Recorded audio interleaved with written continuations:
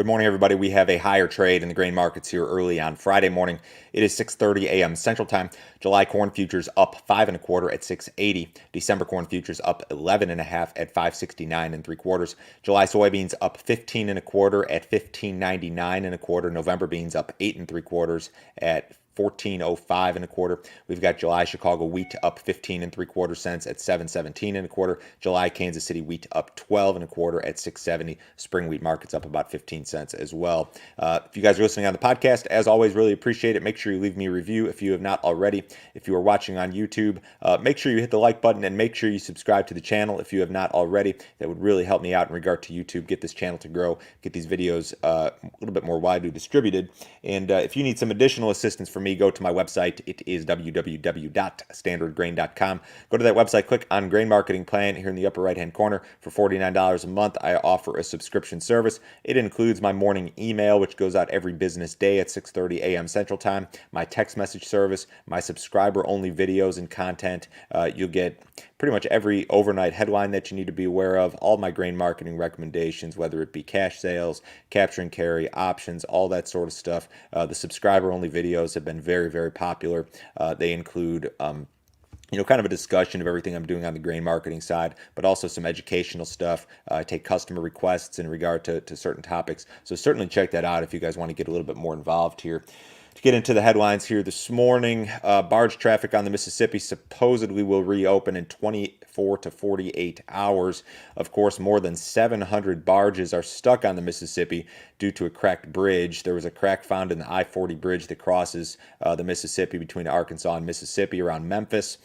There was a group including the Coast Guard, the Army Corps, and some barge companies that met yesterday. I guess Department of Defense vessels as well as some fuel vessels will be prioritized when and if this thing reopens this weekend, which is what it looks like. So maybe that's partially responsible for today's rebound and also maybe responsible for the sell-off yesterday. Logistics items like this typically are first noticed in the basis market, but when you're in such a lofty, volatile grain market like we are here, any little item like this can cause a sell-off, certainly. And I don't know that that's even...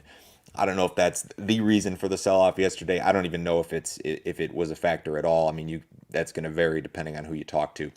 New crop export sales for corn and soybeans are very strong.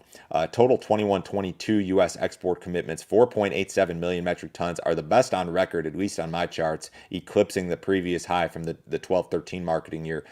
Sales of new crop corn are up 45% versus the same date last year. Now, you got to remember, last year, China didn't start with these big purchases until much later in the year. They're kind of front-loading this thing this year. They're doing the same thing in beans. New crop soybean sales are the best since 2015.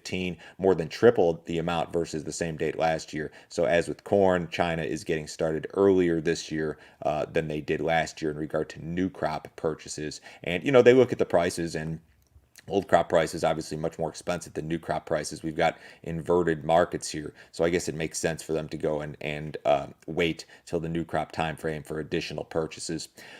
NOPA will release April crush data on Monday. Traders estimate that NOPA members crushed 168.7 million bushels of soybeans in April, which would be down from 177.9 in March and down from 171.8 in April of last year.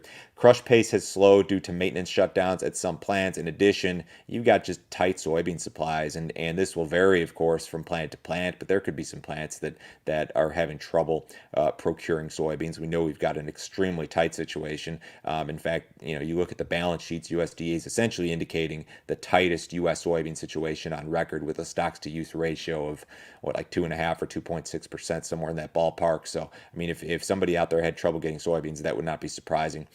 China says that its sow herd increased 1.1% in April versus the previous month. They're estimating that herd is now up 23% versus last year, and that it's back to 97.6% of its pre-African swine fever levels, which would be like where we were at the end of 2017. We haven't heard a lot about this lately, but there have been some reports from non-government sources indicating that African swine fever is again an issue in some areas of the country, although official government reports have suggested only a very, very minimal impact. So we haven't heard a ton about that.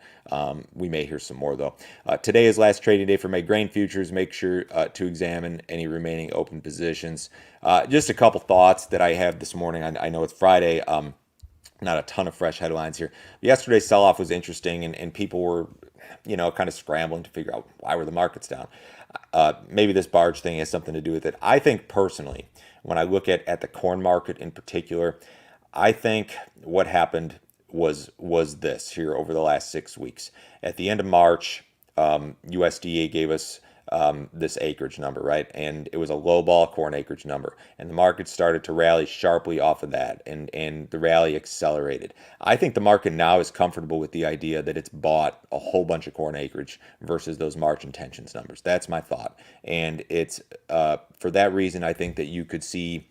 You've seen some weakness in the market, perhaps. Maybe this rally or this sell-off rather could accelerate if weather cooperates. If we get the crop in the ground, we catch some rains. I mean, if the trade believes that you've got 95 million acres of corn or more than that, I mean, depending on who you ask, we could be overpriced here given good weather, certainly. So that's a risk that I see. I think that the attitudes regarding acreage in regard to corn in particular have shifted drastically. I think that just about everybody is aware that the acreage number is bigger. That presents some downside risk in my view. Now, in regard to soybeans, it's a little bit different because if corn bought all these acres, what happened to soybean acreage? Where do we end up there? Do we end up pretty much flat versus March intentions? Do we still see an increase? That's a big question. But everything that I see here, and if you go back and listen to that episode I did with Dwayne Bussey on Wednesday, we discussed this, how just about every factor out there points to more corn acreage versus March intentions. I think that that's an added risk here that we've seen develop over the last several weeks as that corn market rallied and outpaced soybeans up until recently. The cattle market acted very, very poorly yesterday. We were down $3 in June cattle. We were down 2.5 in August and October. We were limit down at one point. We bounced back. Terrible action there. Feeder cattle, you would have thought, would have been a lot better given the big sell-off in the corn market, but they did not act well. So this is really kind of a discouraging deal. Cash cattle was still 119 to 120. Box beef market yesterday was mixed, up in the choice boxes, down in the select boxes.